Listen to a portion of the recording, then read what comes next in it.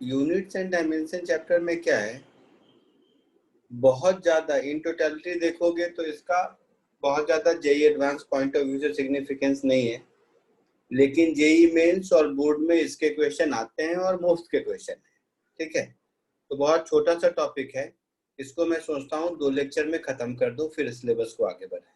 तो आज वही कर रहे हैं। तो आज हम लोग यूनिट एंड डायमेंशन का फर्स्ट लेक्चर कर रहे हैं।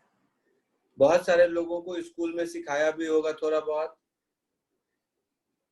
यस सर सिखाया है सर डाउट्स स्कूल में जहाँ आप लोगों को फर्स्ट चैप्टर के नाम पे यही पढ़ाया जाता है हर जगह, वैसे आइडियली इस चैप्टर को सबसे लास्ट में पढ़ना चाहिए, क्योंकि इस चैप्टर में जितने फिजिकल क्वांटिटी हैं सबके यूनिट्स की जरूरत पड़ती है, और सारे फिजिकल क्वांटिटी तभी जान पाएंगे जब पूरा फिजिक्स पढ़ चुके हो।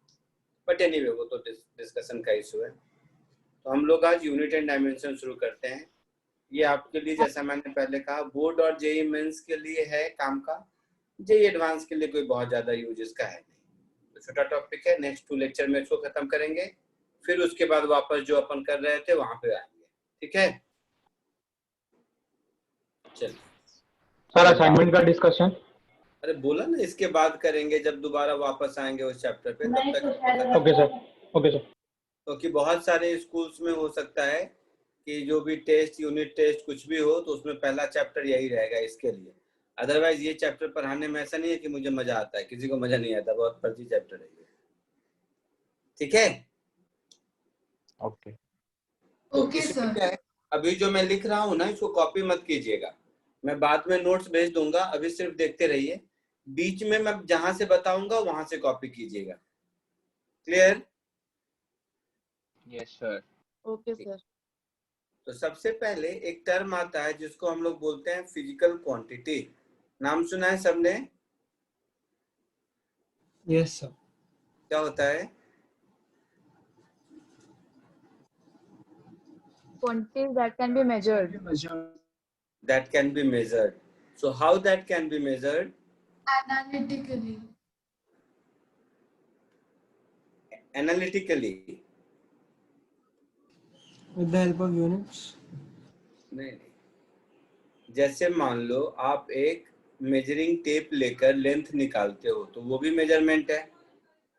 तो उसमें कौन सा एनालिटिक मेथड हो गया बेटा? इंस्ट्रूमेंटल। वो तो इंस्ट्रूमेंट से मेजर हुआ है ना। तो इसका डेफिनेशन होगा, आप लोग कभी मत करो, जब मैं बोलूंगा तभी कीजिएगा। The quantity which can be measured by an instrument, देखोगे, and by means of which we can describe law of physics। मतलब क्या हुआ ये समझते हैं जरा सा। क्या हो गया?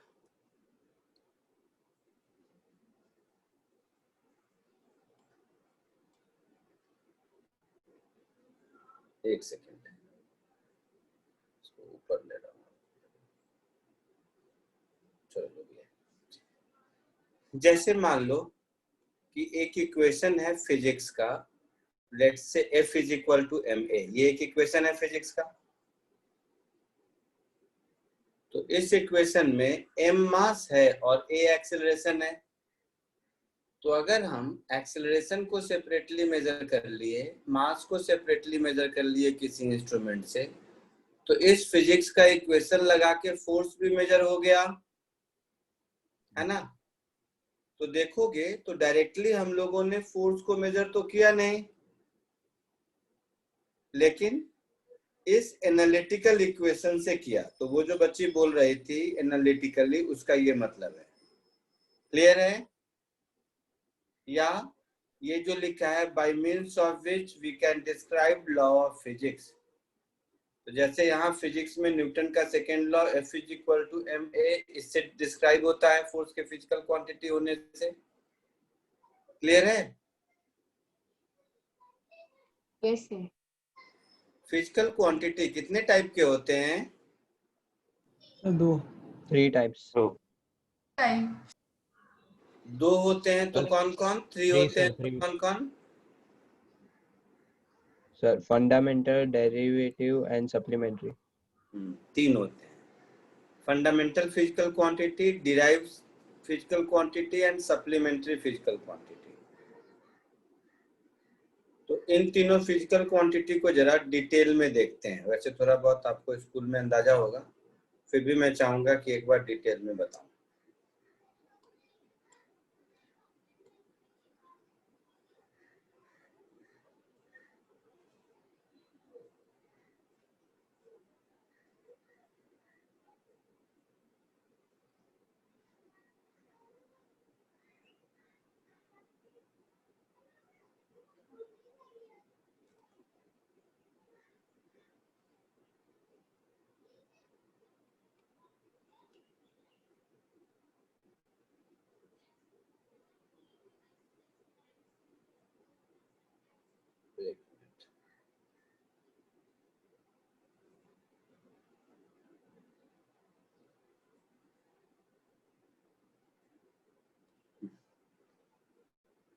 सबसे पहले फंडामेंटल फिजिकल क्वांटिटी को समझिए।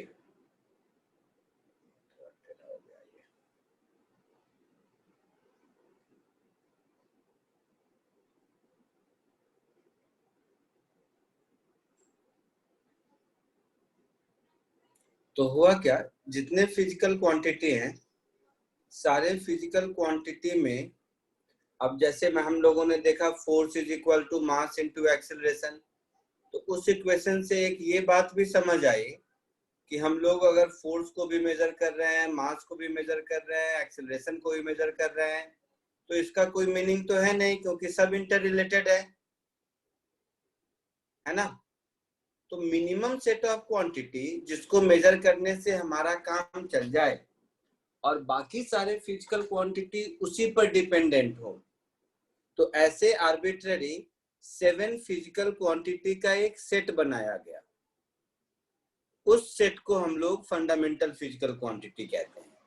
इसका पर्पस क्या था कि बाकी जितने फिजिकल क्वांटिटी है वो सब इससे मेजर हो जाने चाहिए थे, और दूसरा ये आपस में डिपेंडेंट नहीं हो, ये सब इंडिविजुअली मेजर कर सकते हैं।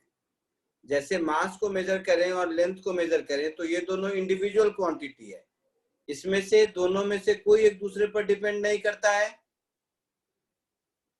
बात समझ आई? Yes, sir. Yes, sir.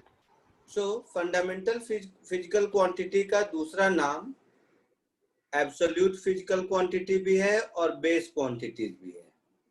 ठीक है, जैसा मैंने कहा फंडामेंटल फिजिकल क्वांटिटी का पर्पस दो है, एक कि बाकी सारे फिजिकल क्वांटिटी उससे एक्सप्लेन हो जाएं, और दूसरा कि वो आपस में म्यूचुअली एक्सक्लूसिव हो। ये बात समझ में आई, वो इंटरडिपेंडेंट नहीं हो। So first point is all other quantities may be expressed in terms of fundamental quantities, and second they are independent of each other। इन दोनों क्राइटेरिया को लेकर एक साइंटिस्ट लोगों ने, academy of weight and measure बोलते हैं उसको, इन लोगों ने आपस में एक बार बैठ के तय कर लिया गया कि कौन कौन से क्वांटिटी को हम लोग फंडामेंटल फिजिकल क्वांटिटी कहेंगे, जिससे कि हमारा ये दोनों पर्पस सॉल्व हो जाए। क्लियर है? Yes, sir. Yes, sir. तो ये जो फंडामेंटल फिजिकल क्वांटिटी का सेट है, इसमें हम और आप कोई कुछ नहीं कर सकते। ये यही सेट ऑफ 7 फिजिकल क्वांटिटी है, न इससे कम न इससे ज्यादा। आई बात समझ में? Yes, sir. तो इसमें कोई आपका लॉजिक या कोई एनालिटिकल स्किल नहीं चलेगा। ये सेट ऑफ 7 फिजिकल क्वांटिटी ही है जो प्री डिसाइडेड है, एक बार कर लिया गया तो वो एज अ कन्वेंशन चला आ रहा है। इसमें length, mass, time, current, temperature, amount of substance क्या होता है मालूम है? Moles. हाँ, वो जो केमिस्ट्री में मोल कॉन्सेप्ट पढ़ते हो, और ल्यूमिनस इंटेंसिटी। ये ल्यूमिनस इंटेंसिटी को बताऊंगा मैं, बट इसके अलावा बाकी सब वर्ड से आप परिचित हैं पहले से? Yes. Yes. Yes, sir. इसके बाद बात आती है supplement, sorry derived physical quantity की। तो फंडामेंटल फिजिकल क्वांटिटी के डेफिनेशन से ही समझ में आ गया कि बाकी फिजिकल क्वांटिटी जो होंगे वो फिजिकल क्वांटिटी वही होंगे जिनको बताने के लिए फंडामेंटल फिजिकल क्वांटिटी यूज होता है। They should not be calculated exclusively, है ना। तो ये होगा मेरा डिराइव्ड फिजिकल क्वांटिटी। अच्छा, तो जैसा देखो डेफिनेशन में लिखा हुआ है, they can be expressed as combination of base physical quantities. Derived physical quantity का कुछ एग्जांपल ले लो, जैसे speed, velocity, momentum, force, energy, जो भी इस 7 के अलावा जो भी दिमाग में आता है ये सब आपके डिराइव्ड फिजिकल क्वांटिटी है। जस्ट एक एग्जांपल से मैं बताने की कोशिश करता हूँ। फॉर एग्जांपल मान लीजिए मैंने स्पीड ले लिया, तो अगर मैं स्पीड लेता हूँ तो by definition speed is distance upon time, होगा ना। Yes, sir. Distance is nothing but length. हाँ सर। तो अगर देखोगे तो मुझे अगर लेंथ और टाइम ये दोनों मेजर करने आता है तो स्पीड को अलग से जानने की जरूरत ही नहीं है ना। तो ये स्पीड फिजिकल क्वांटिटी है जो इन दोनों लेंथ और टाइम इन दोनों फंडामेंटल फिजिकल क्वांटिटी पर डिपेंड करती है।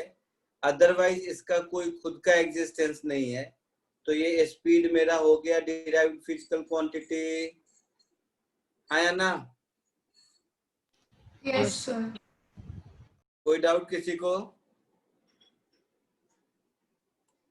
No sir. नहीं। एक तीसरा होता है जिसको सप्लीमेंट्री फिजिकल क्वांटिटी कहते हैं। तो ये सप्लीमेंट्री फिजिकल क्वांटिटी भी वैसे देखा जाए तो फंडामेंटल नेचर का ही है, बट फंडामेंटल से डिफरेंट क्यों? कौन बताएगा डिफरेंट क्यों है? किसी ने पढ़ा हो तो?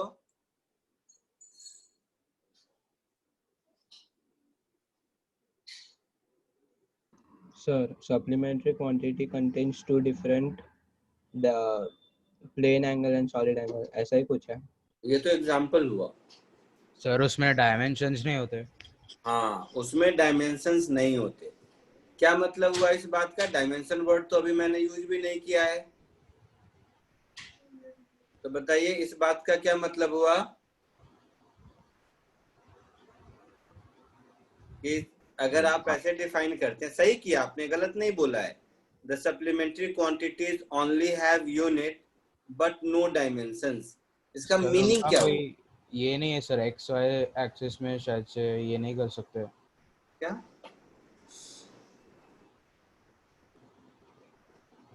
डायमेंशन का एक्स वाई एक्सिस से क्या लेना देना? एनर्जी डायमेंशन का एक्स वाई एक्सिस से क्या लेना देना?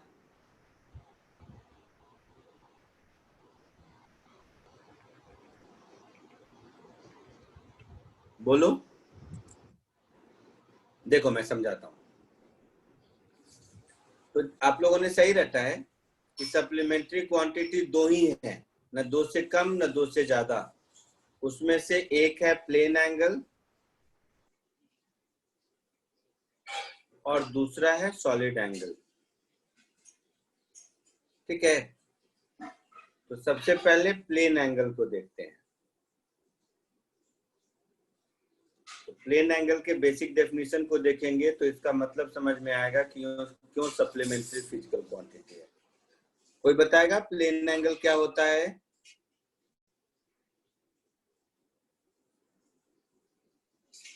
ये जो आप लोग पढ़ते रहते हो ना angle, theta 60 degree 50 degree whatever, ये सब प्लेन एंगल ही है।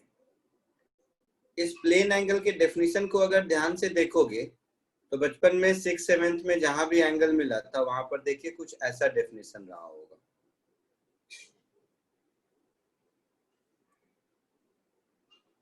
कि ये अगर मान लो r लेंथ का रॉड है, इस r लेंथ के रॉड को अगर हम फिक्स करके रोटेट करते हैं तो ये जो इसका एंड पॉइंट है ये जो आर्क लेंथ ट्रेवल करता है, ये आर्क लेंथ और ये रेडियस, इसी का रेशियो एंगल कहलाता था, याद है सबको? Theta is equal to L by R. हाँ सर। पक्का? अब देखो Yes, एल, एल क्या है? एल तो लेंथ है, मीटर, है ना? आर क्या है? आर भी लेंथ है, मीटर। तो वैसे अगर हम देखने जाएं तब तो इसका कोई यूनिट होना नहीं चाहिए, मीटर अपॉन मीटर, है ना? हाँ सर। बट इसके बहुत सारे यूनिट्स होते हैं, जिसमें से एक ही यूनिट आप जानते हो, डिग्री। एक और यूनिट शायद आपने सुना होगा, रेडियन। रेडियन। ये ऐसा यूनिट है, और भी यूनिट होता है, मिनट, सेकेंड, ये सब यूनिट होता है इसका। तो ये जो लिखा रहता है डेफिनेशन में कि it has unit but no dimension, इसका मतलब है कि यूनिट हमने असाइन किया है। अदरवाइज एल बाई आर में लेंथ अपॉन लेंथ का जैसे हम लोग सोचते हैं, उस हिसाब से देखा जाए तो कोई यूनिट होना नहीं चाहिए, है ना बेटा? Yes, sir. yes, तो ठीक, तो यूनिट हमने असाइन किया है, तो यूनिट है, डायमेंशन नहीं है। ऐसे ही जो दूसरा एग्जांपल है आपका सॉलिड एंगल, इस सॉलिड एंगल के बेसिक डेफिनेशन को भी देखिए। मालूम है किसी को?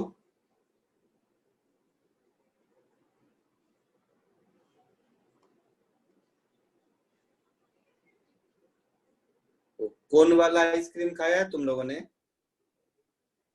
यस। बचपन हाँ में? बचपन में क्या भी खाता होगा। तो कोन वाले आइसक्रीम को अगर ध्यान से देखोगे तो कोन वाले आइसक्रीम का शेप कुछ ऐसा होता है। एक मिनट, जस्ट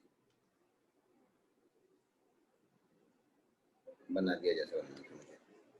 तो कोन वाले आइसक्रीम को अगर देखेंगे आप तो उसका शेप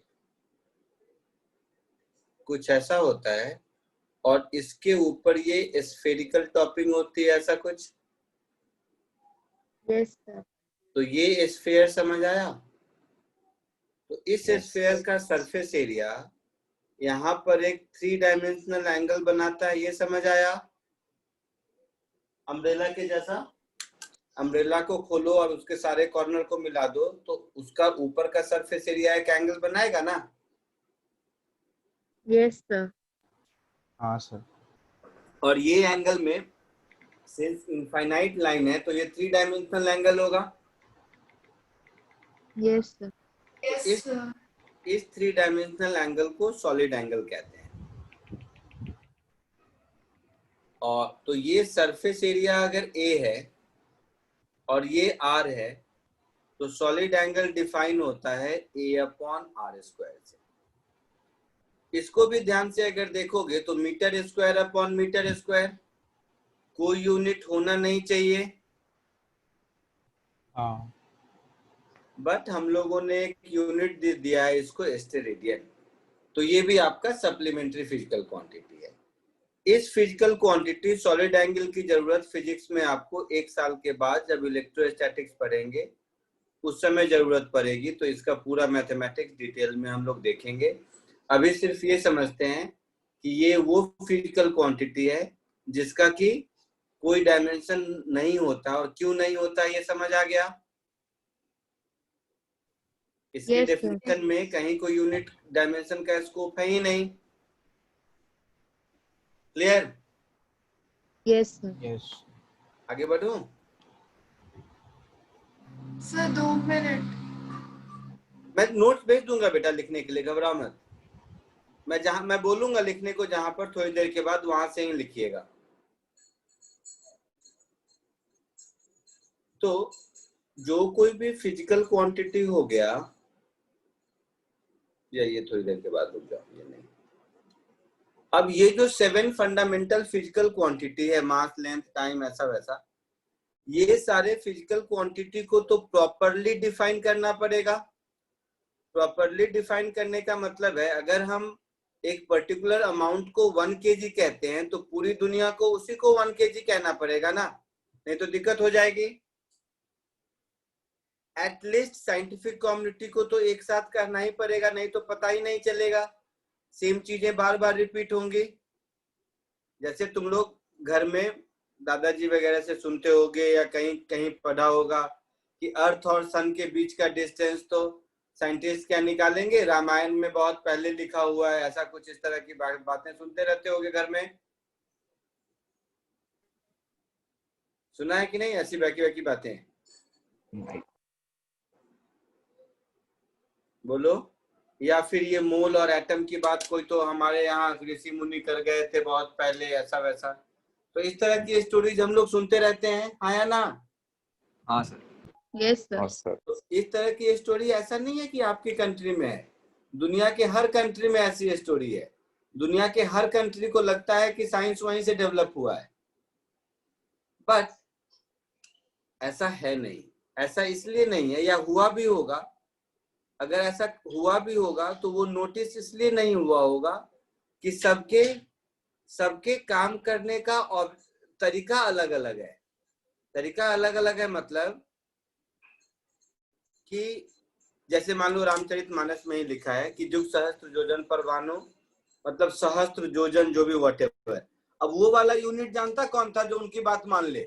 आज हम लोग किसी तरह को रिलेट करके कह रहे हैं, समझ रहे हैं मेरी बात? Yes sir.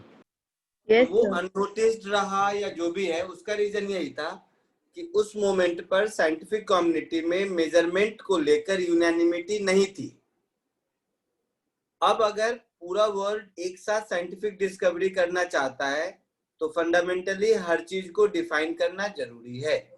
ये उसी थॉट प्रोसेस में फर्स्ट अटेम्प्ट था कि हम लोग सारे फिजिकल क्वांटिटी को डिफाइन कर दें।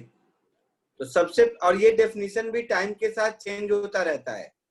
जैसे लेंथ का इनिशियल डेफिनेशन रखा था कि फ्रांस के पेरिस में एक लेबोरेटरी में प्लेटिनम इरिडियम का रॉड है, उसके लेंथ को 1 मीटर कहते थे, but over a period of time देखा गया कि उस रॉड में भी कोरोजन की वजह से थोड़े चेंजेस आते हैं, तो धीरे धीरे उसको चेंज किया। तो ये सब आपको रटना नहीं है, बट अंडरस्टैंडिंग होनी चाहिए। तो जैसे लेंथ है, अभी जो लेंथ का डेफिनेशन साइंटिफिक कम्युनिटी में यूनिवर्सली एक्सेप्टेड है वो ये है कि length is path travelled by light in vacuum during interval of इतना ऑफ सेकेंड। तो ये जो वैल्यू है ये सब आपको रखना नहीं है, याद रहे। आप सिर्फ इतना याद रखोगे कि लेंथ 1 मीटर के डेफिनेशन का लेना देना is something from distance travelled by light. आई बात समझ में? Yes, sir. Yes, sir. ये सब आपको रटना नहीं है। और ये अपडेट किया गया 1983 में। मास 1 किलोग्राम मास, ये शुरू से, इसमें भी वैसे 2 चेंजेस हुए हैं, इसमें भी दो चेंजेस हुए हैं। पहला चेंज हुआ था, पहले इसको एक सर्टेन वॉल्यूम में वाटर के वेट पर कहते थे 4 डिग्री सेल्सियस पर, बट वो चेंज होके फिर हो गया ये प्लैटिनम इरिडियम का एक सिलेंडर है, वही फ्रांस की लेबोरेटरी में, उसका जो स्टैंडर्ड का वेट है उसी को 1 किलोग्राम कहते हैं। और इसी का रेप्लिका हर कंट्री में मतलब इंडिया में जो BIS है, ब्यूरो ऑफ इंडियन स्टैंडर्ड, या हर जगह वो बना के दे दिया, उसी को 1 kg कहते हैं। क्लियर? टाइम में भी जो भी है ये सब आपको नहीं उतना समझ आएगा। एक सीजियम एटम है, रेडियो एक्टिव एलिमेंट। वो सीजियम एटम में क्या होता है, हायर एनर्जी लेवल से लोअर एनर्जी लेवल में ट्रांसमिशन होता रहता है। तो जो न्यूक्लियर साइंस है उसके लैंग्वेज में इसको सीजियम एटॉमिक क्लॉक कहते हैं। तो उसी के बेसिस पर ये डेफिनेशन है कि 1 सेकेंड इज ड्यूरेशन ऑफ, ये जो भी वैल्यू है किसी को याद रखने की जरूरत नहीं है, period of radiation corresponding to transition between 2 hyperfine of ground state. 1967 में ये अडॉप्ट किया इस डेफिनेशन को। अभी फिर देखोगे, बार बार न्यूज में सुनते होगे तुम लोग कि टाइम के डेफिनेशन को अब क्वार्ट्ज के बेसिस पे चेंज किया है, सुना होगा पिछले साल, सुना है ऐसा कुछ किसी ने?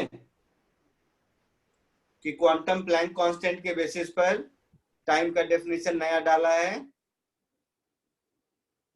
तो नहीं सुना है तो कोई बात नहीं, मैंने ऐसे सर लाइट के डिस्टेंस ट्रैवल पर लाइट के रिलेशन से हाँ, तो प्लैंक थ्योरी ऑफ लाइट जो है प्लैंक उसके बेसिस पर नया डेफिनेशन बनाया गया है, बट वो बहुत रिसेंट है। साइंटिफिक कम्युनिटी में क्या होता है, नया डेफिनेशन आता है, उसको अडॉप्ट करते हैं, बहुत दिन यूज करते हैं, सारे फाइंडिंग्स ठीक हो जाते हैं, फिर जाके टेक्स्ट बुक में आता है। तो आपके टेक्स्ट बुक के हिसाब से अभी उसकी जरूरत नहीं है, ठीक है। इलेक्ट्रिक करंट एम्पियर, इस एम्पियर के डेफिनेशन को बहुत बार चेंज किया, फाइनली जो 1948 में डेफिनेशन है उसके हिसाब से। आगे तो मैग्नेटिज्म में इसको हम लोग कैलकुलेट करेंगे कि दो करंट कैरिंग कंडक्टर को जब हम एक दूसरे के पास रखते हैं तो दोनों में फोर्स ऑफ अट्रैक्शन या रिपल्सन होता है। अगर करंट पैरेलल है तो अट्रैक्शन, एंटी पैरेलल है तो रिपल्सन, एक दूसरे के मैग्नेटिक फील्ड की वजह से। तो वो कैलकुलेट फॉर्मूला से भी हम लोग करेंगे। तो उसके बेसिस पर यहाँ पर डेफिनेशन रखा है कि अगर हम दो इनफाइनाइट करंट कैरिंग कंडक्टर को 1 मीटर के डिस्टेंस पर रखें सच दैट 2 × 10⁻⁷ न्यूटन पर मीटर का फोर्स लगता है, तो उसके लिए दोनों में जो करंट के मैग्नीट्यूड की जरूरत होगी उसको 1 एम्पियर कहेंगे। क्लियर है? तो ये सब वैल्यू आपको याद नहीं रहेगा, आपको ये याद रखना है कि electric current has something to do with magnetic force. Clear है? टेम्परेचर ये आपको आता है, मुझे बताने की जरूरत नहीं है। ट्रिपल पॉइंट ऑफ वाटर का 1/273.16 यूनिट को 1 केल्विन कहते हैं। मोल भी आपको आता है, C12 के बेसिस पर इसका डेफिनेशन है। मोल कॉन्सेप्ट में पूरा चैप्टर नहीं पढ़े होगे। 1/12 of mass of C12 atom, याद है? Yes. Yes, sir. Luminous intensity candela, तो पहले ल्यूमिनस इंटेंसिटी होता क्या है वो देखो। जैसे घर में तुम्हारे बल्ब है ना, तो बल्ब पे देखते हो कि लिखा रहता है, जैसे मान लो 60 वॉट लिखा हुआ है, तो इसका मतलब है उसमें से 60 जूल पर सेकेंड एनर्जी निकलती होगी, है ना? बोलो। Yes, sir. 60 वॉट बल्ब का मतलब है कि उसमें से 60 जूल पर सेकेंड एनर्जी निकलती होगी। हाँ तो सर। वो एनर्जी क्या है, हर डायरेक्शन में जाता है।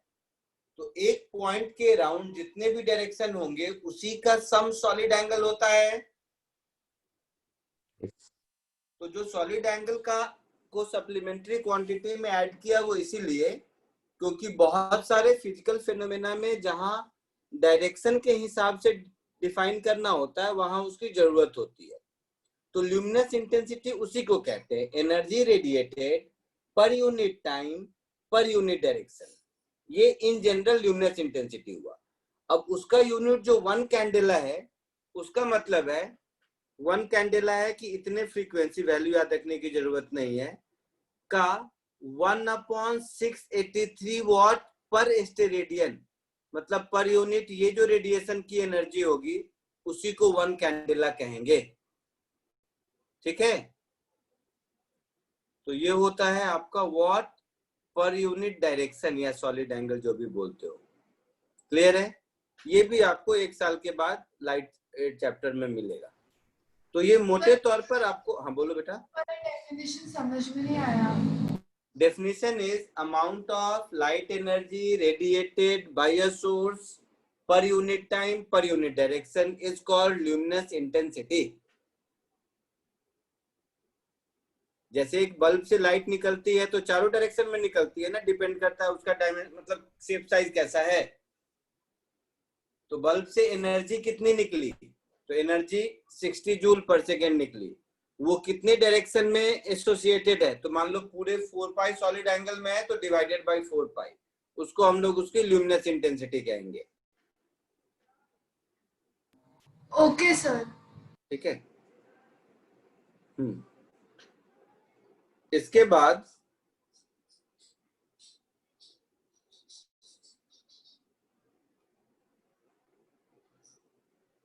कोई भी फिजिकल क्वांटिटी है तो मेजर होगा तो उसमें कुछ उसका मैग्नीट्यूड होगा और साथ ही साथ कुछ यूनिट ऑफ मेजरमेंट होगा। जैसे अगर मैं लिख दूं mass is equal to 50 kg, तो यहां पर ये जो kg है ये kg यूनिट ऑफ मेजरमेंट है और इस यूनिट में इसका मैग्नीट्यूड 50 है। कॉमन सेंस है? Yes sir. तो जैसे जैसे Yes, sir. Unit of measurement change होता जाएगा वैसे वैसे इसका न्यूमेरिकल वैल्यू भी चेंज होता जाएगा। कॉमन सेंस है? Yes sir. Yes sir. तो इसमें क्या है, बहुत सारे आपको मालूम है कि 1 kg 1000 ग्राम इस तरह के, तो इसमें और भी बहुत सारे साइंटिफिक लैंग्वेज में कन्वर्जन होते हैं। मैं लिखूंगा नहीं, आप लोग बुक से पढ़ लीजिएगा, ऐसे ही बोल देता हूँ। किलो मतलब 10⁻³ मालूम है सबको? Yes sir. मेगा मतलब 10⁻⁶। हाँ सर। Sir. माइक्रो मतलब 10⁻⁻�6। Yes, sir. पीको मतलब 10⁻⁻12, है ना? तो इस तरह के बहुत सारे कन्वर्जन होते हैं। नैनो मतलब 10⁻⁻⁹। ये सारे कन्वर्जन आपको धीरे धीरे हैबिट में आ जाएगा, किसी बुक से देख के रख लीजिएगा। ठीक है, मैं नहीं लिखता हूँ। कोई दिक्कत किसी को यहाँ तक? No, sir. No sir. तो ये तो आपका हो गया मोटा मोटा यूनिट की कहानी। अब हम लोग आते हैं डायमेंशन पे। तो डायमेंशन से रिलेटेड ही क्वेश्चन आपको पूछे जाते हैं। ठीक है, या केमिस्ट्री में जैसे एंगस्ट्रॉम यूज करते हो 10⁻⁻10। Yes, sir. तो ये सारे कन्वर्जन मैं ये एक्सपेक्ट करता हूं कि आप लोगों को पहले से आते हैं, और नहीं आते हैं तो आप लोग बुक से सीख लेंगे। इसके लिस्ट देने की कोई जरूरत नहीं है। क्लियर है? Yes, sir.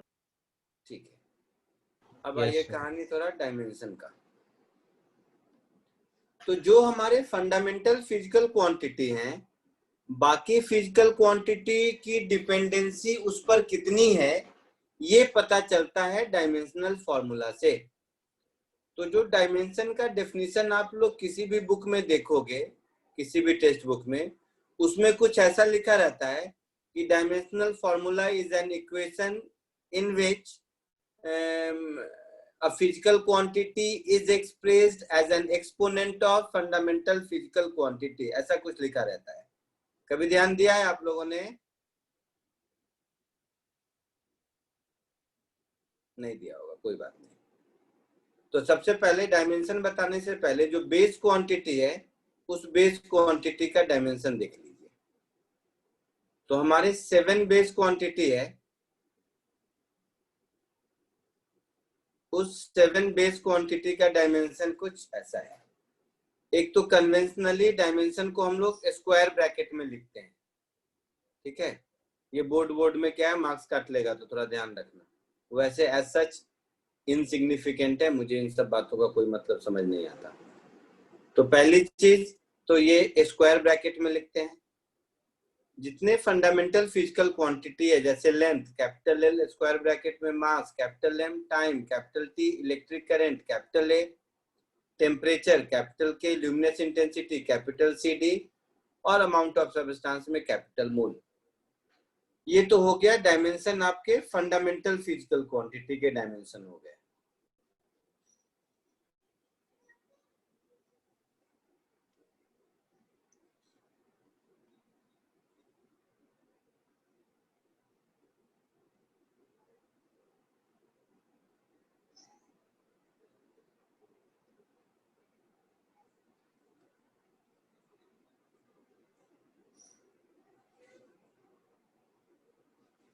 ये हो गया फंडामेंटल फिजिकल क्वांटिटी के dimension.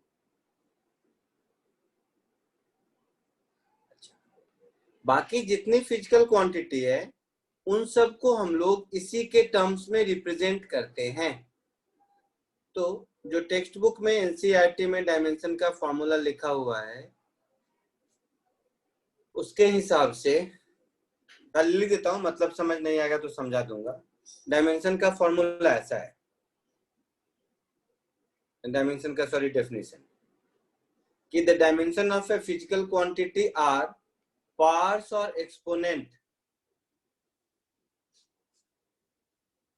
to which base quantity, base मतलब fundamental physical quantity are raised to represent that quantity। ठीक है, तो इसको हम लोग dimension of a physical quantity कहते हैं। अब इसका मीनिंग क्या है वो समझते हैं जरा सा। सपोज लिखने को दूंगा, टाइम घबराना मत, डायमेंशन ऑनवर्ड्स आपको लिखना है। फॉर एग्जांपल मान लेते हैं स्पीड है,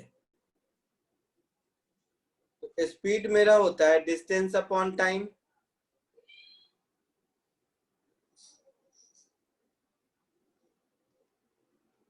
तो डिस्टेंस क्या है, लेंथ है, और टाइम है। तो डायमेंशनल फॉर्मूला स्पीड का अगर हम लिखेंगे तो ये हो जाएगा लेंथ का L अपॉन टाइम का T। तो इसमें मास नहीं है, फिर भी हम M लिखेंगे, m to the power 0, L और T टू द पावर -1। आपके दिमाग में एक ख्याल आ रहा होगा कि जबरदस्ती मैंने मास क्यों लिखा, ऑल्दो फंडामेंटल फिजिकल क्वांटिटी है तो उसके हिसाब से तो मुझे कैंडेला, मोल सब लिखना चाहिए था, है ना?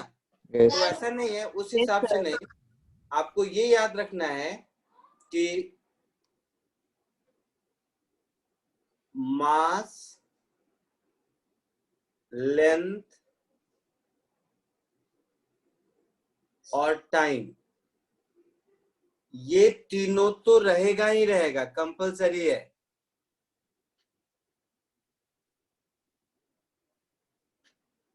और बाकी जो हो गए आपके एम्पियर, केल्विन, कैंडेला, मोल, ये सब ऑप्शनल है। अगर रहेगा तो लिखेंगे, नहीं रहेगा तो नहीं लिखेंगे।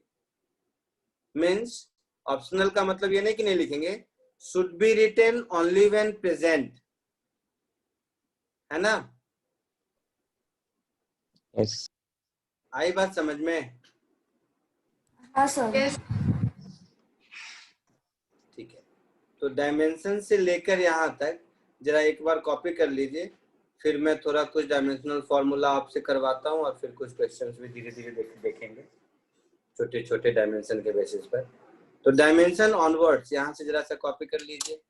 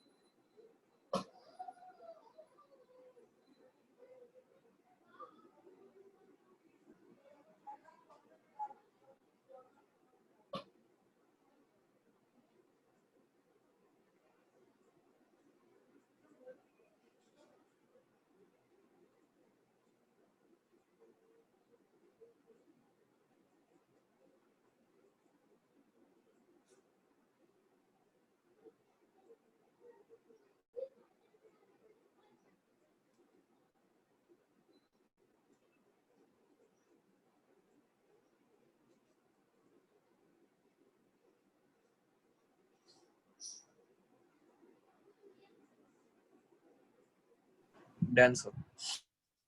हो गया? नहीं सर, नहीं सर। नहीं हुआ। नहीं सर, नहीं सर। कीजिए, जल्दी कीजिए।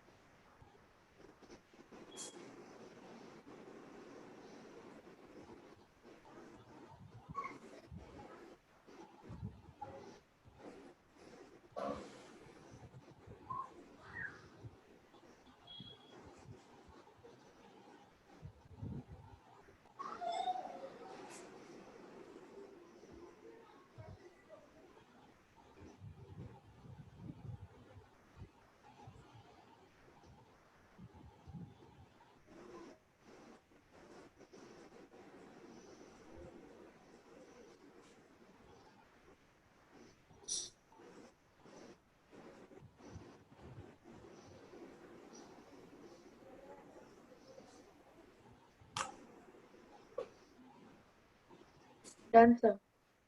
Sir Yeah. 2 minute sir.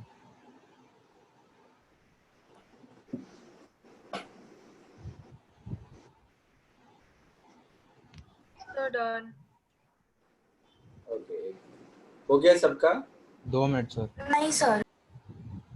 नहीं हुआ सर। ठीक है, ठीक है जी, हो जाए तो बता दो।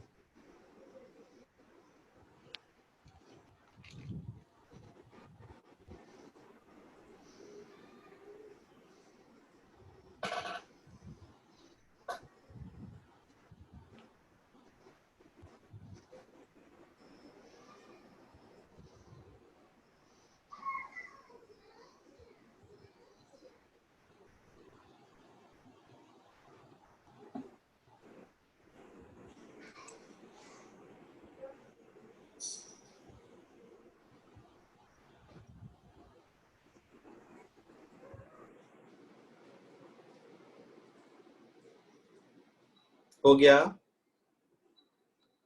Yes. Yes sir, now done. ठीक है, मैं जस्ट कुछ फंडामेंटल कुछ फिजिकल क्वांटिटी लिखता हूँ, जरा उसका डायमेंशनल फॉर्मूला लिख के देखिए, एकदम सिंपल सिंपल। एक बात तो तुम लोगों को समझ में आती होगी कि अगर मैं कोई भी फिजिकल क्वांटिटी दे दूं तो आप नहीं लिख पाओगे, क्योंकि जिसका डेफिनेशन नहीं पता है उसका कहाँ से लिख पाएंगे? नहीं लिख पाएंगे। मैं कह दूं परमिटिविटी ऑफ स्पेस लिख के बता दो, कुछ इस तरह की बातें तो नहीं कर पाएंगे। लेकिन एटलीस्ट जो अभी तक जितने फिजिकल क्वांटिटी को आप जानते हैं, अभी तक नाम सुन रखा है, उतने का तो लिख ही सकते हैं ना?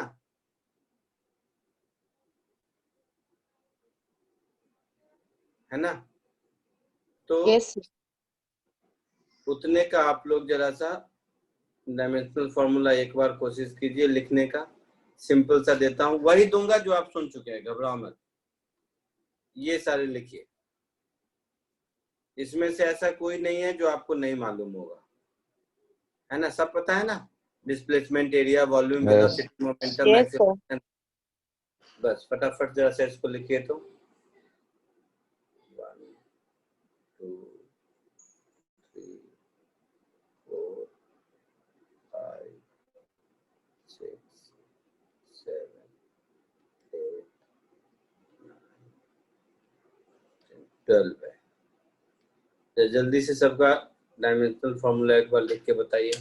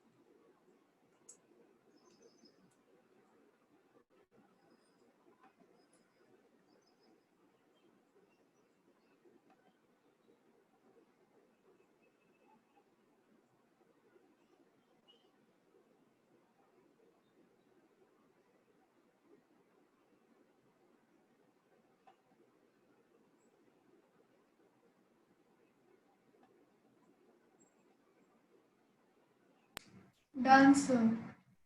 Done sir. सर वो एनर्जी काइनेटिक एनर्जी है कि खाली एनर्जी? कोई भी एनर्जी में क्या फर्क पड़ेगा? हाँ सर ओके। कोई भी एनर्जी और डायमेंशन तो वही आएगा, आपको जैसे मन वैसे कर लीजिए।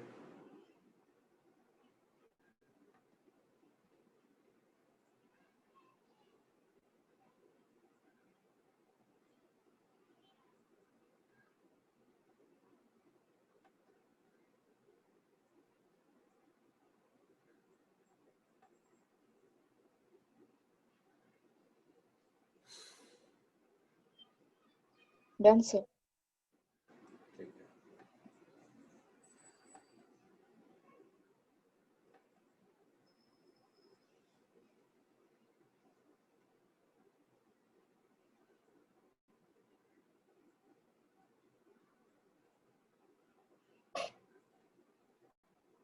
हो गया सबका? Yes, sir. Yes. Yes, sir. फटाफट 2 मिनट ऐसे ही बता दूं। डिस्प्लेसमेंट तो मास नहीं है, लेंथ है, टाइम नहीं है, यही होगा। हाँ sir. Yes, sir. Area, area में लेंथ 2 बार आएगा, तो m0 l square 0। Volume, volume में लेंथ 3 बार आएगा, सो m0 l cube t0। Velocity length by time distance upon time होता है, तो m0 l t-1 होगा। Yes, sir. Momentum mass into velocity, तो ऊपर वेलोसिटी है उसी में केवल मास लगा देना है मुझे, है ना। Acceleration change in velocity upon time, तो m0 l t-2 हो जाएगा। फोर्स मास इनटू एक्सेलरेशन, तो इसी में मास ऐड कर देना है, तो ml t-2 ये फोर्स हो गया। इम्पल्स क्या होता है? Force into time. Force into time, तो ml t-1 ये इम्पल्स हो गया। वर्क क्या होता है? Force into displacement. Force into displacement. तो फोर्स हो गया ml t-2 इंटू डिस्प्लेसमेंट, तो l स्क्वायर हो जाएगा। Yes, sir. अब मैं ये सब कुछ नहीं लिख, जो वर्क होगा वही एनर्जी भी होगा। Yes, sir. दोनों तो जूल जूल नहीं होता है ना, हाँ कोई भी एनर्जी हो। क्लियर है? Yes, sir. Yes sir. तो इसका भी वही होगा ml square t-2।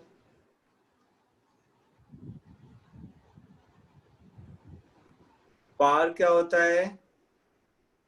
Energy upon Energy time. upon time. Energy upon time या rate of work done upon time, तो ml स्क्वायर t-3 ये पावर हो गया। कॉमन सेंस है? यस। Yes, sir. इसमें किसी को कोई डाउट है? No Sir. Sir. No, sir. ठीक है, चलिए फिर आगे बढ़ते हैं। अब देखो, एक आप लोगों को कॉमन सेंस है, वैसे पता नहीं, मुझे तो मतलब सब बताना ठीक नहीं लगता है, लेकिन हाँ लैंग्वेज में अगर देखोगे तो इसको हम लोग बोलते हैं लॉ ऑफ डायमेंशनल होमोजेनिटी, है ना। तो लॉ या प्रिंसिपल ऑफ डायमेंशनल होमोजेनिटी, तो ये है कॉमन सेंस, बट फिर भी बता देता हूँ। तो अब ये लॉ ऑफ डायमेंशनल होमोजेनिटी को बुक में पढ़ोगे तो कुछ कुछ लंबा चौड़ा दिया रहेगा। कॉमन सेंस है कि अगर मैं आपको कहूं कि 5 पेंसिल में 10 एप्पल ऐड करो, कोई मीनिंग है इस बात का? नहीं, sir. नहीं मतलब है। या मैं कहूं 5 एप्पल में से 10 पेंसिल सब्ट्रैक्ट करो, कोई मीनिंग नहीं है इसका। तो ठीक वैसे ही कोई भी दो फिजिकल क्वांटिटी जो ऐड या सब्ट्रैक्ट हो रहे हैं उनका डायमेंशनल फॉर्मूला सेम होगा। कॉमन सेंस है? Yes, sir. अच्छा, Yes, तो sir. कि किसी भी इक्वेशन में जितने भी टर्म्स आएंगे एडिशन सब्ट्रैक्शन करके, हर एक इंडिविजुअल टर्म का डायमेंशनल फॉर्मूला सेम होगा। इसी कॉमन सेंस का नाम है principle of dimensional homogeneity. Clear है? मैं इसको आपको एज ए एग्जांपल बताता हूँ। सपोज कोई एक इक्वेशन है, सपोज कोई एक इक्वेशन है ऐसा, ए जो मन करे is equal to B plus कुछ कर देते हैं C upon D minus E, ऐसा कुछ, प्लस एफ स्क्वायर, ऐसा कुछ लिख दिया। तो ये जो इक्वेशन अगर फिजिकल इक्वेशन है, तो अगर लेफ्ट हैंड साइड में जो यूनिट आ रहा है राइट हैंड में भी वही आना चाहिए। हाँ तो sir. Dimensional formula of A, dimensional formula of B और डायमेंशनल फॉर्मूला ऑफ एफ का स्क्वायर एक होगा। Yes sir. Yes, sir. ये टर्म और ये टर्म एक होंगे, ये भी वही होगा बट वो 2 मिनट के बाद लिखते हैं, ऐसा होगा। Yes sir. अब ये जो टर्म बच गया c अपॉन डी माइनस ई, तो d में से e सब्ट्रैक्ट हो रहा है, मतलब जो डायमेंशनल फॉर्मूला d का होगा वही डायमेंशनल फॉर्मूला e का होगा। कैसे सर? Yes sir. होगा।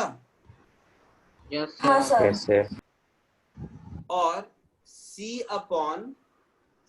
अपॉन मैं आइदर d लिख दूं और e लिख दूं, एक ही बात है। इसका जो डायमेंशनल फॉर्मूला होगा यही a का होगा।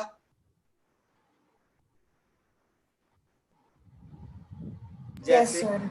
मीटर माइनस मीटर मिलके मीटर ही होगा ना, समझे मेरी बात? तो ये कॉमन सेंस हो गया आपका लॉ ऑफ डायमेंशनल होमोजेनिटी। इस पे बेस्ड कुछ क्वेश्चन अभी हम लोग करेंगे, उससे पहले इसको कॉपी कर लीजिए।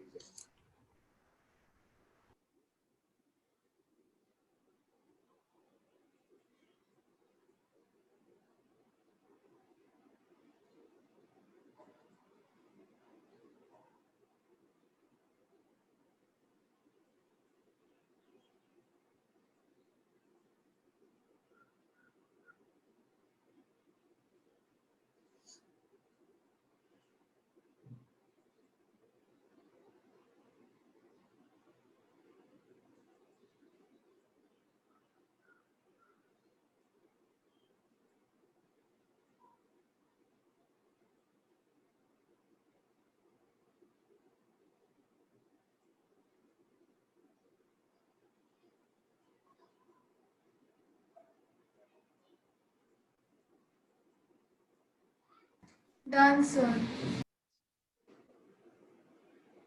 हो गया।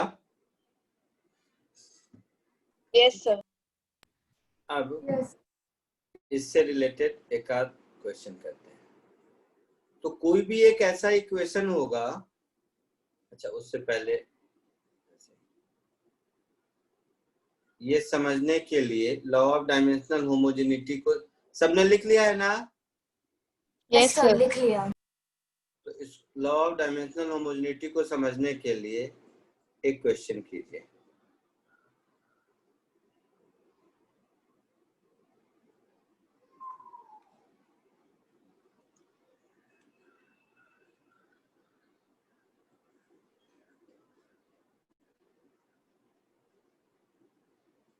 दो मिनट का काम है, जल्दी से कीजिए।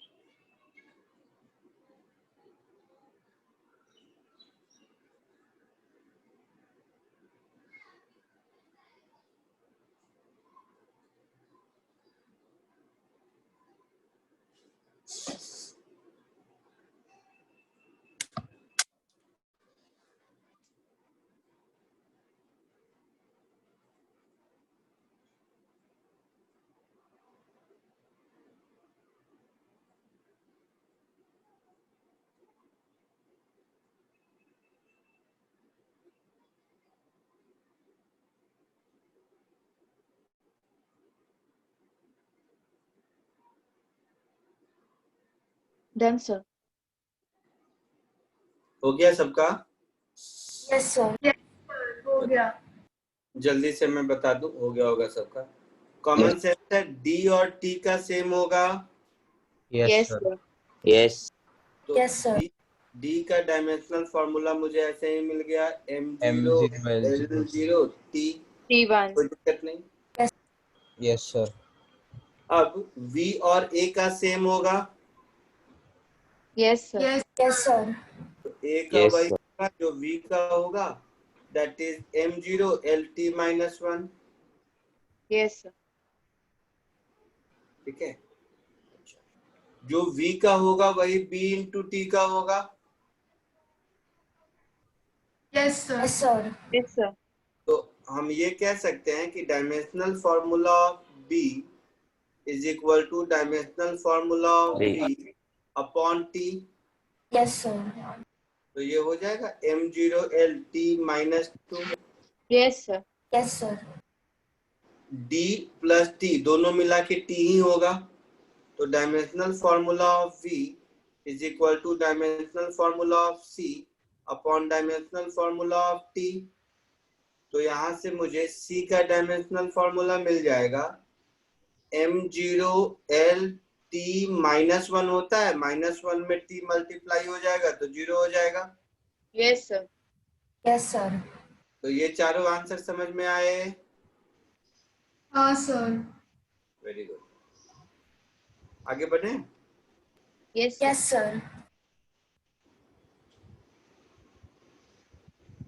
ठीक है. तो कोई भी इक्वेशन डायमेंशनली करेक्ट है या इनकरेक्ट है वो चेक कर सकते हैं हम लोग. Yes, sir. Yes, sir. हाँ, तो एक वैसा क्वेश्चन करके देखिए.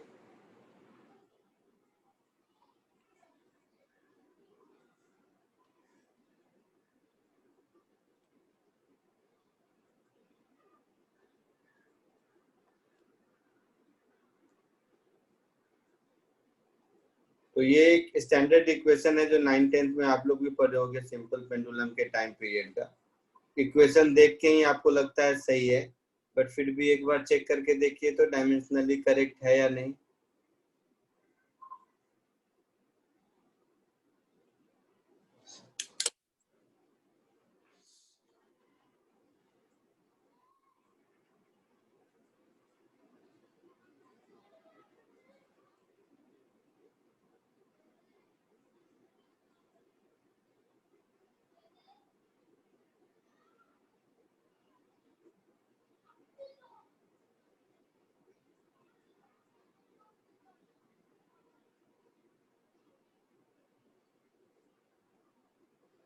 Yes, sir. Done.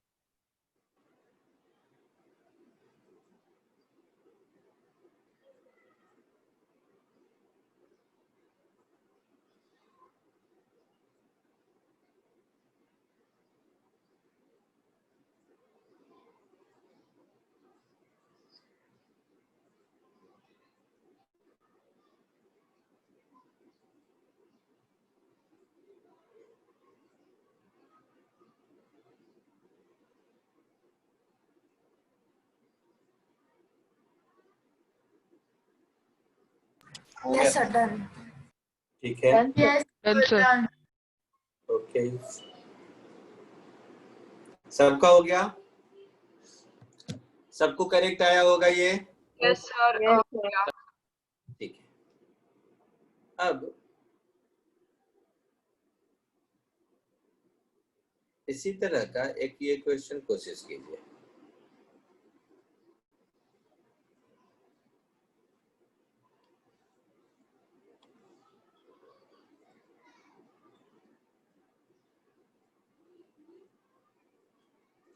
थोड़ा जल्दबाजी मत करना, अच्छे से करना है इसको, नहीं तो हो सकता है गलत हो जाए.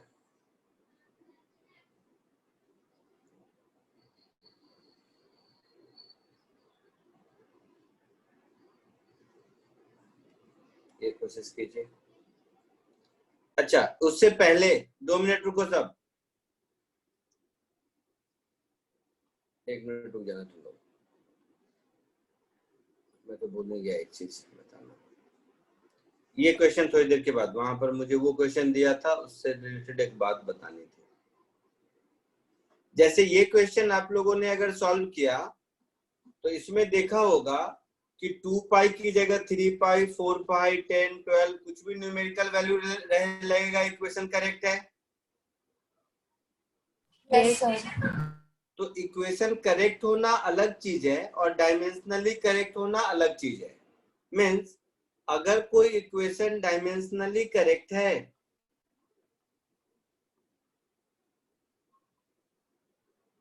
अगर कोई फिजिकल एक्सप्रेशन डायमेंशनली करेक्ट है तो इसका मतलब ये नहीं कि वो करेक्ट होगा, वो करेक्ट हो सकता है, मे बी करेक्ट। आई बात समझ में? Yes, sir. बट अगर कोई इक्वेशन डायमेंशनली इनकरेक्ट है तब तो पक्का इनकरेक्ट होगा। आ रही है बात समझ में? Yes, sir. Yes, sir. तो अगर कोई डायमेंशनली इनकरेक्ट है फिर तो पक्का इनकरेक्ट होगा इक्वेशन।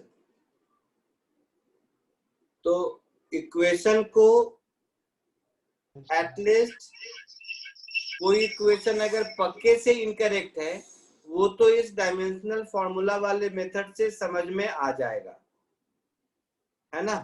लेकिन इस डायमेंशनल फॉर्मूला वाला मेथड अगर किसी इक्वेशन को करेक्ट कह रहा है तो वो करेक्ट होगा जरूरी नहीं है। आई बात समझ में?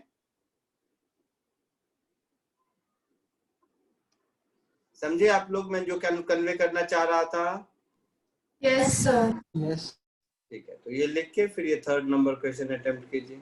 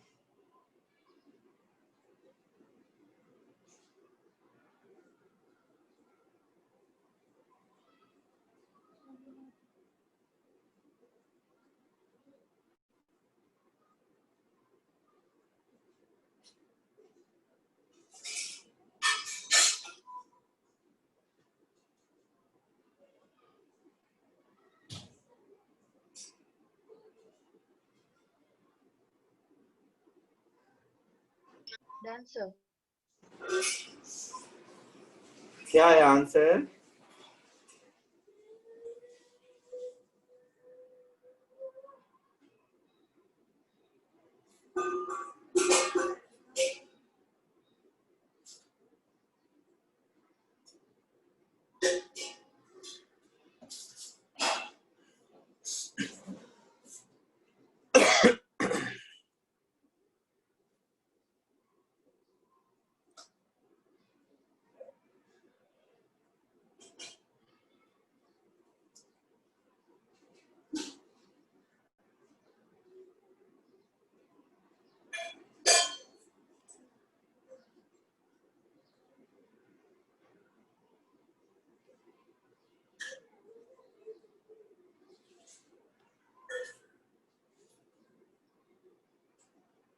सबका हुआ क्या? Yes, sir. Done. ठीक है, देखिए जिसका नहीं हुआ कहता है कि फ्रीक्वेंसी डिपेंड करता है, मतलब proportional to force length and mass पर यूनिट लेंथ, ऐसा बोला है। तो इसका पावर मान लो x, इसका पावर मान लो y और इसका पावर मान लो z। तो ये फ्रीक्वेंसी f क्या हो जाएगा, some constant into f to the power x into l to the power y into mu to the power z। कोई दिक्कत किसी को यहाँ तक? तो अगर ये x y z मिल गया तो हमारा काम चलेगा, है ना। तो इसमें क्या है, डायमेंशनल होमोजेनिटी लगा दो।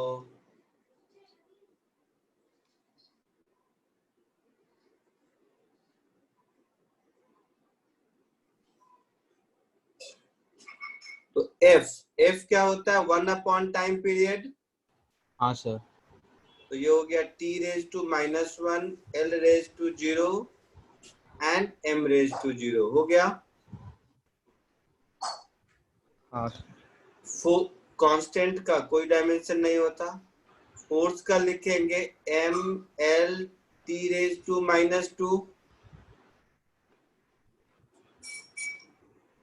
लेंथ का लिखेंगे l⁻y, और म्यू है मास पर unit length, that is m l⁻⁻1 to the power z। ऐसा होगा? Yes, sir. Yes, sir. m Yes, का sir. पावर हो गया x प्लस z, l का पावर हो गया x plus y minus z, और t का पावर हो गया -2x। ऐसा हो गया?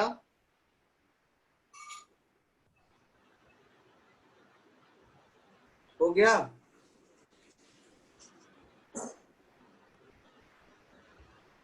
तो अब यहां से इक्वेट कर दो। तो -2x इज इक्वल टू -1, तो x की वैल्यू हाफ मिल गई, है ना। x प्लस z 0, तो z की वैल्यू -½ मिल गई, and x plus y minus z is equal to 0, तो यहां से y की वैल्यू -1 मिल गई। ये बात समझ आया सबको?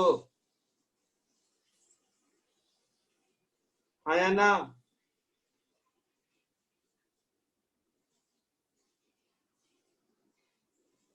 बोलो तो सही।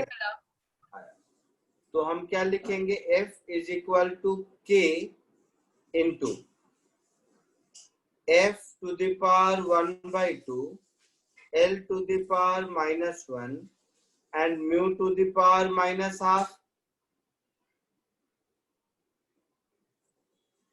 तो यहाँ पर मुझे फाइनली मिलेगा f is equal to some constant upon l under root f upon mu. ऐसा कुछ हमारा आंसर होगा, है ना।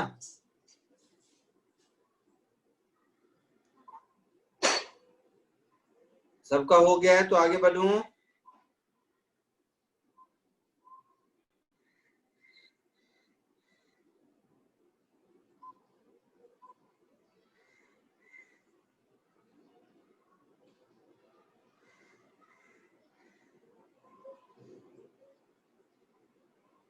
बोलिए। हाँ सर हो गया। सबका हो गया, ठीक है।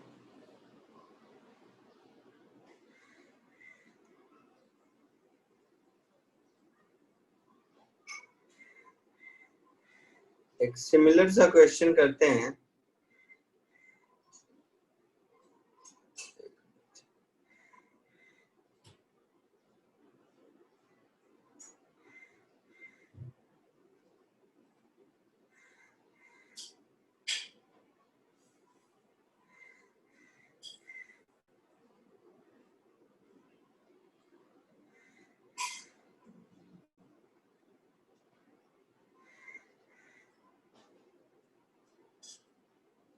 ये भी कर सकते हो, एक ये क्वेश्चन करो।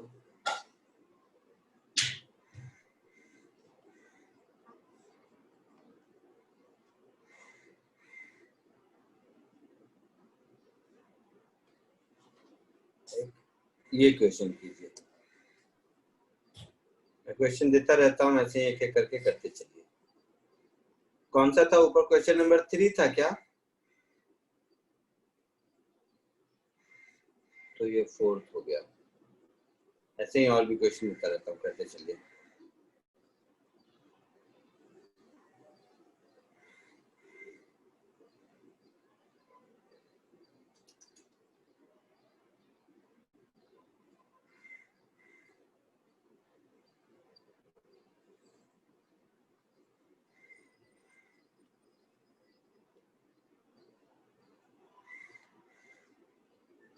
इसके बाद एक ये भी कीजिए फिर।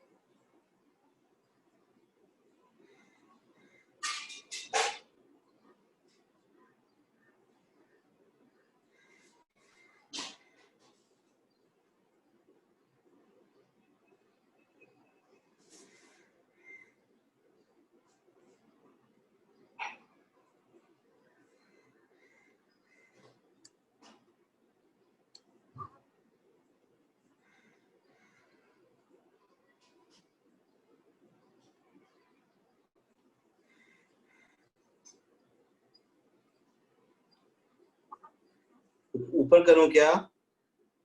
एक मिनट कर। Yes, sir. Yes, sir. बस बस लास्ट करता हूँ।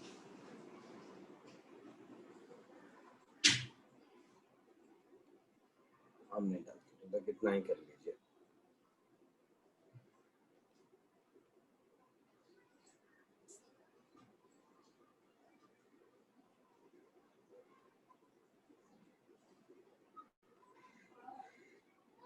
कीजिए।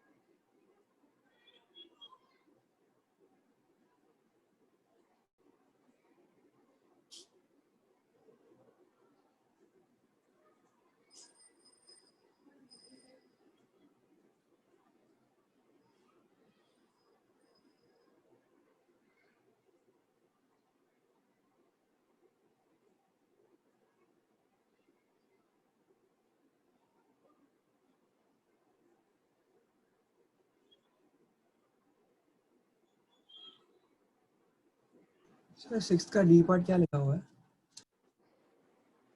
6 का कौन सा पार्ट बेटा? सर डी पार्ट लिखा क्या हुआ है? बहुत छोटा है वो। e to the power a by b, e raised to a by b. Sir आप नीचे स्क्रॉल कर सकते हैं। हाँ कर सकते हैं,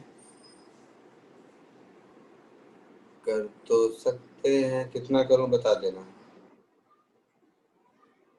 फिफ्थ, फोर्थ, फिफ्थ सबका हो गया है? Yes, sir. Yes.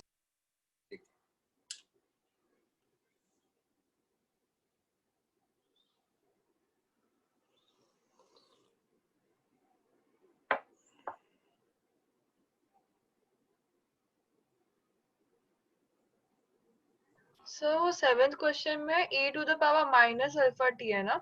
हाँ, e to the power minus alpha t।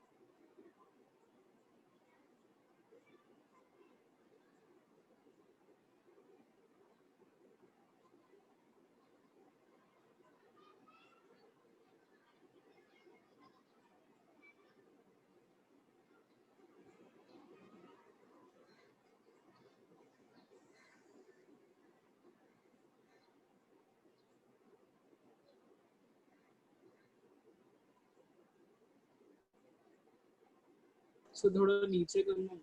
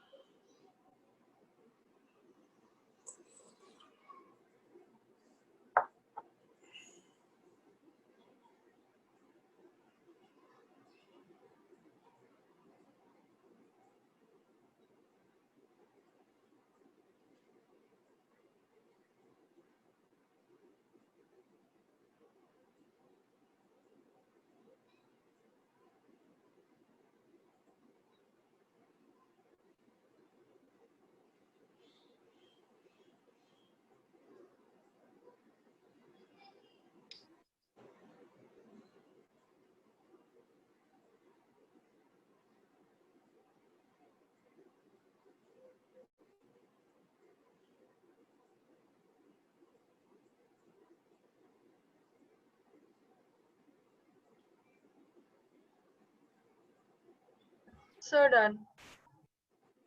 Yes, sir. Done. सारे हो गए? एक एक करके बताऊं। 9th का क्या आंसर आया?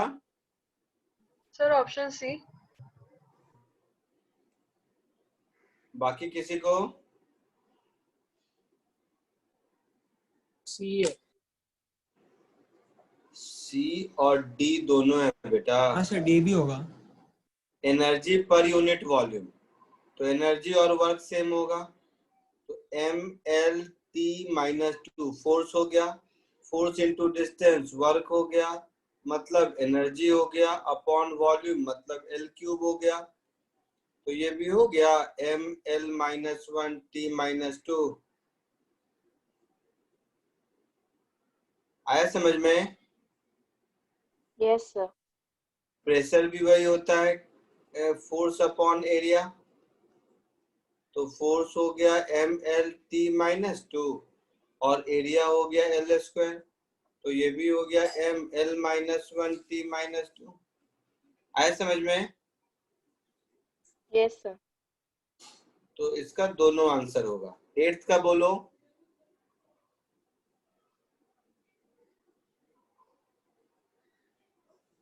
एट्थ का आंसर बोलिए।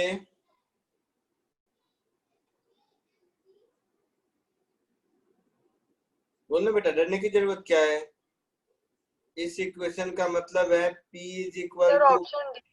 P not into E raise to minus alpha T square, यही मतलब है ना? तो E तो कांस्टेंट है पाई के जैसा, इसका वैल्यू बताया था मैंने 2.7 कुछ होता है। तो Yes, किसी sir. कांस्टेंट का पावर कुछ भी होगा तो वो डायमेंशनलेस होना चाहिए ना।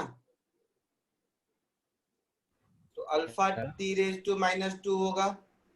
ये बात समझ आई आप लोगों को? Yes, sir. Yes sir. Alpha into T square मिला के कोई डायमेंशन नहीं होना चाहिए, तो अल्फा टी माइनस 2 होगा। तो बी आंसर 8th का। ठीक है। Yes, sir.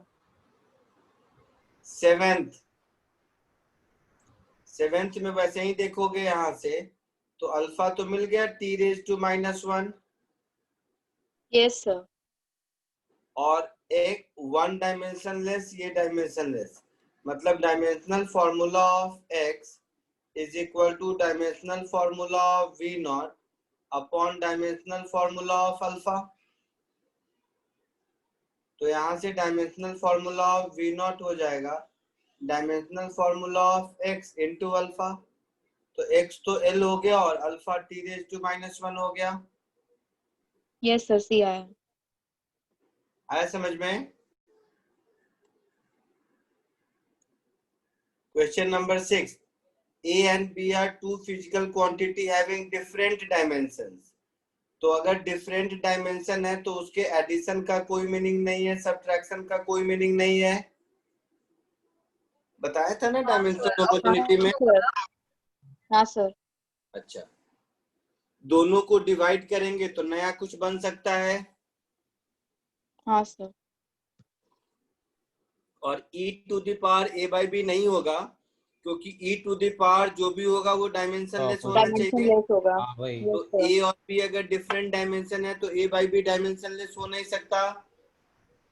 हाँ सर, नहीं हो सकता। पक्का? हाँ। Yes sir. Question number 5th का क्या आंसर आया? सर बी आंसर आ रहा बी है। आंसर है sir, B. B, very good. सबको आया या किसी को बताने की जरूरत है? सर नहीं आया। नहीं आया। तो हम ऐसा लिख सकते हैं, force is equal to area to the power X, velocity to the power Y and density to the power Z. अपने मन से ऐसा लिख लेते हैं। यस। फोर्स हो गया M L T minus 2, area हो गया एल स्क्वायर, वेलोसिटी हो गया L T raise to minus 1, और डेंसिटी मास पर unit volume, so M L raise to minus 3 to the power Z. तो यहां से मुझे मिल गया m to the power Z l to the power 2x plus y minus 3z and t to the power minus y। ये हो गया M L T minus 2। तो यहां से y की वैल्यू तो 2 मिल गई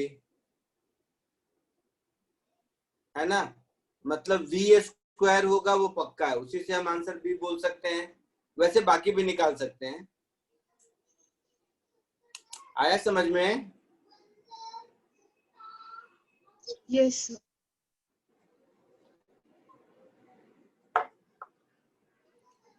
क्वेश्चन नंबर 4 का क्या है बोलिए?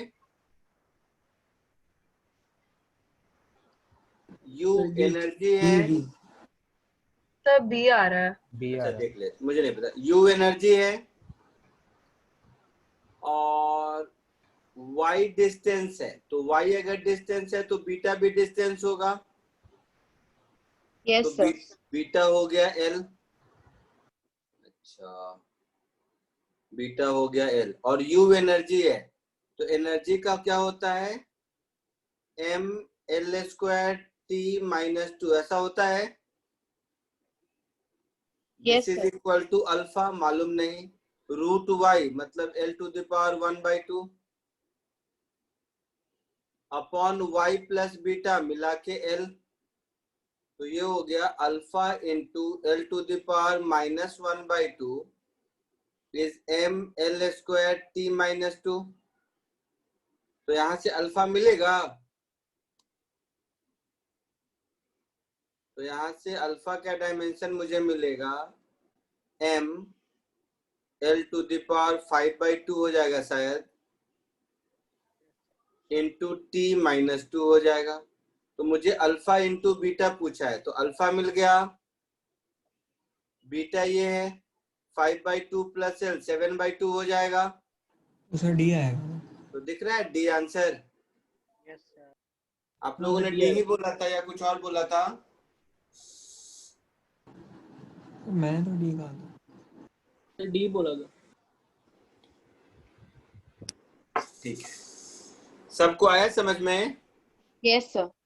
पक्का? Yes. Yes, sir. ठीक है, चलो आज के लिए इतना ही। ये मुझे पढ़ाने में बिल्कुल कुछ मजा नहीं आता।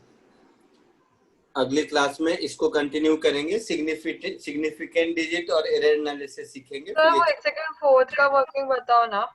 इसका बेटा फोर्थ का वो मेरा रॉन्ग हुआ था, मैंने गलत आंसर बोला था। क्या बताऊं, बोलो। नहीं सर, मुझे समझ गया आपने जो समझाया, मुझे खाली लिखना था 1 मिनट। अच्छा लिखना है, लिखिए, मैं बंद नहीं कर रहा हूँ। बाकी लोग जा सकते हैं। That's all for today. नया कुछ नहीं पढ़ाने वाला मैं। Bye sir, thank you sir. या thank you sir, bye. Thank you sir, bye sir. Thank you, sir. Sir लिख लिया, थैंक यू सर। या Thank you, sir. Thank you sir. या वेलकम। सर हाँ बोलो बेटा। सर इंटीग्रेशन का assignment 2 का आंसर की भेज दोगे क्या? नहीं भेजा है क्या? नहीं नहीं सर। sir, वो डिस्कस नहीं होने से आपने भेजा है। अच्छा आंसर की भेज देता हूँ, मुझे व्हाट्सएप पे डाल के छोड़ दो, मैं भेज देता हूँ। ठीक है sir. Bye, sir. Thank you, sir. या बाय। Thank you, sir. या वेलकम।